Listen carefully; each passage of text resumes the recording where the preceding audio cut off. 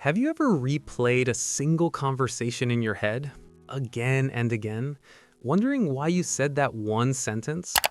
Do you lie in bed at night, exhausted but wide awake, because your mind refuses to switch off? If your thoughts feel louder when the world gets quiet, this video is about you. Because overthinking isn't random, it's not weakness, and it's definitely not stupidity. In fact, psychology reveals that people who think too much often share very specific mental traits, some powerful, some painful. Let's uncover what's really happening inside the mind of an overthinker. Overthinking is the brain's attempt to protect you. People who think too much aren't trying to ruin their peace. Their brain is trying to protect them. Psychologically, overthinking is linked to a highly active threat detection system.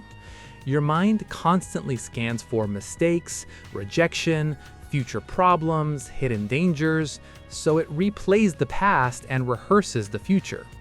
To your brain, thinking feels productive. It feels like preparation. But here's the problem. The brain can't tell the difference between real danger and imagined danger. So instead of solving problems, overthinking keeps you stuck in them. 2. Overthinkers are highly self-aware. One of the strongest psychological traits of overthinkers is extreme self-awareness. They don't just experience life, they analyze it. They notice tone changes in conversations, facial expressions, subtle shifts in behavior, things others miss completely.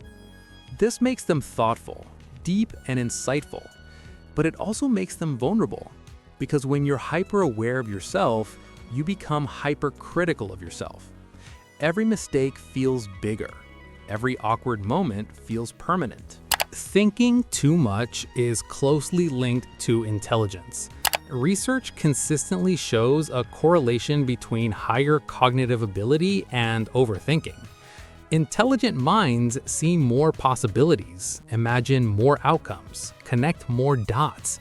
So instead of one thought, they generate 10. While others move on quickly, overthinkers ask, what did that mean? What if this goes wrong? What if I miss something important? Their brain refuses simple answers.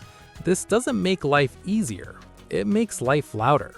Overthinkers feel more, not less. A common myth is that overthinkers are cold or emotionless. Psychology says the opposite. Overthinkers feel deeply. They reflect on emotions instead of ignoring them. They analyze pain instead of numbing it. That's why small issues feel heavy, emotional wounds take longer to heal. Letting go feels almost impossible. They don't just feel sadness, they study it. People who think too much struggle with decision-making. Overthinkers don't lack intelligence. They lack mental closure. When making decisions, their mind asks, what's the best choice? What if there's a better option? What if I regret this? So they keep thinking. Psychologists call this analysis paralysis, when too many thoughts stop action completely. Ironically, overthinkers often know more than others, but act less. 6. Overthinking is often rooted in past experiences. Overthinking rarely appears out of nowhere. It often develops after emotional trauma, repeated criticism, unpredictable environments, situations where mistakes had consequences. The brain learns, thinking more keeps me safe, so it never stops, even when the danger is gone. 7. Overthinkers are future-oriented minds. Most people live in the present. Overthinkers live in the future. They mentally prepare for conversations that haven't happened, problems that may never come, outcomes that exist only in imagination. This makes them great planners, but terrible relaxers. Their mind is always ahead of time, which steals peace from the present moment. Silence makes overthinking louder. Have you noticed this? When life gets quiet, your thoughts get noisy. That's because distractions suppress overthinking, but silence reveals it. Overthinkers don't fear silence. They fear what appears inside silence. This is why many overthinkers sleep late, stay busy, scroll endlessly, keep background noise, Not because they enjoy it, but because it quiets the mind. Number 9. Overthinking is a form of mental control. At its core, overthinking is about control. The mind believes, if I think enough, I can prevent pain. But life doesn't work that way. Psychology shows that excessive thinking increases anxiety, reduces emotional regulation, creates false problems. Control through thinking becomes an illusion. 10. Overthinkers are often perceived as calm, but aren't. Externally, overthinkers often appear quiet, calm, composed. Internally, their mind is running a marathon. They don't react impulsively. They absorb, analyze, and internalize. This disconnect makes others underestimate how much they're carrying. Why overthinking becomes a habit?